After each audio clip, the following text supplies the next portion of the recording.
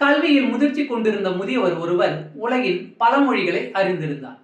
பல ஆராய்ச்சிகளில் ஈடுபட்டு தனது அறிவு முதிர்ச்சியால் அதில் வெற்றிகளையும் கண்டிருந்தார்.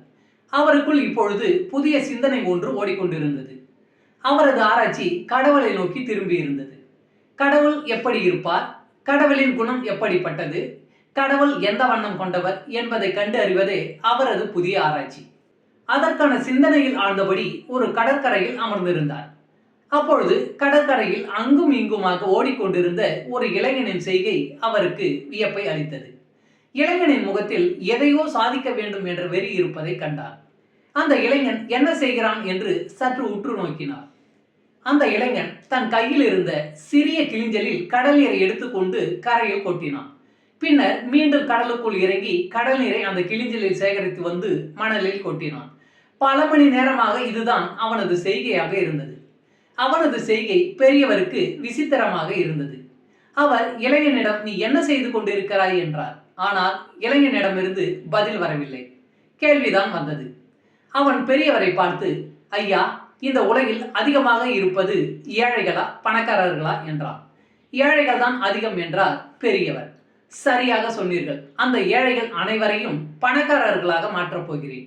அதற்கான வேலையைத்தான் இப்பொழுது செய்து கொண்டிருக்கிறேன் என்று கூறிவிட்டு மீண்டும் கடலை நோக்கி ஓடினான். பெரியவருக்கு தலை சுற்றுவது போல் இருந்தது. அதே நேரம் இளைஞனின் மீது வியப்பு ஏற்பட்டது. இளைஞன் கடலுக்குள் ஓடுவதும் கிளிஞ்சிலில் நீர் எடுத்து வந்து மண்ணில் கொட்டுவதுமாக இருந்தான். சில மணி நேரம் இப்படியே கடந்து போயிற்று. ஆனாலும் இளைஞன் தன் வேலையை நிறுத்தவில்லை. பொறுமையை இழந்த பெரியவர் மீண்டும் அந்த இளைஞனை தடுத்து நிறுத்தி, தம்பி, உன் வேலை முடிந்து விட்டதா என்றார். நான் மேற்கொண்டிருக்கும் பணி எவ்வளவு பெரியது என்பது உங்களுக்கு தெரியவில்லையா? அவ்வளவு எளிதில் முடிகிற காரியமா அது என்றான் இளைஞன். அது சரி தம்பி, ஆனால் இந்த சிறிய கிளிஞ்சிலில் நீர் எடுத்து வந்து மணலில் கொட்டுவதனால் ஏழைகள் எப்படி பணக்காரர்களாக மாறுவார்கள் என்றார் பெரியவர். பெரியவரே, சமுத்திரத்திற்கு கடல் என்பதைப் போலவே ரத்னாகரம் என்ற பெயர் உண்டு என்பது உங்களுக்கு தெரிந்திருக்குமே. கடலில் முத்து, பவளம், நவரத்தினங்கள் போன்ற விலை உயர்ந்த பொருட்கள் கிடைப்பதால் இந்த பெயர் வந்தது. கடல் நீரை கிளிஞ்சலில் எடுத்து வந்து மணலில் கொட்டிவிட்டால் கடல் நீர் வற்றிவிடும். பின்னர் கடலில் இருக்கும் விலை உயர்ந்த பொருட்களை எடுத்து ஏழைகளுக்கு கொடுத்து அவர்களை பணக்காரர்களாக மாற்றிவிடலாம் அல்லவா? அதற்காகத்தான் நான் போராடி கொண்டிருக்கிறேன் என்றான். சிரிப்பை அடக்க முடியவில்லை பெரியவருக்கு. எவ்வளவு நேரம் சிரித்தார் என்பதே தெரியவில்லை. இடையிடையே கடலை வற்ற வைப்பது முடிகிற காரியமா? முட்டாள்தனமாக இருக்கிறதே என்றும் கூறிக்கொண்டார். வயிறு வலி எடுத்ததும் தான் கொஞ்சம் கொஞ்சமாக சிரிப்பை நிறுத்தினார். அவர் சிரிப்பை நிறுத்தியதும், ஐயா, நீங்கள் ஏதோ ஆழ்ந்த சிந்தனையில் இருந்தீர்களே, எது பற்றி சிந்தித்துக் கொண்டிருந்தீர்கள் என்று கேட்டான் இளைஞன். அதற்கு நான் கடவுளை பற்றி ஆராய்ச்சி செய்து கொண்டிருந்தேன் என்றார் பெரியவர்.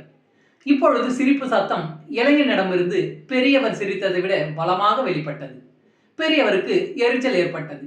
எதற்காக சிரிக்கிறாய் என்றார்.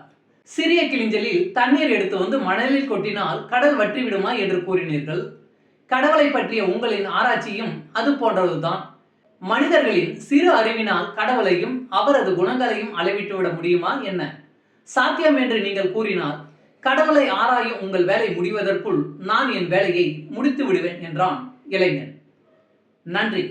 வாழ்க வளமுடன்.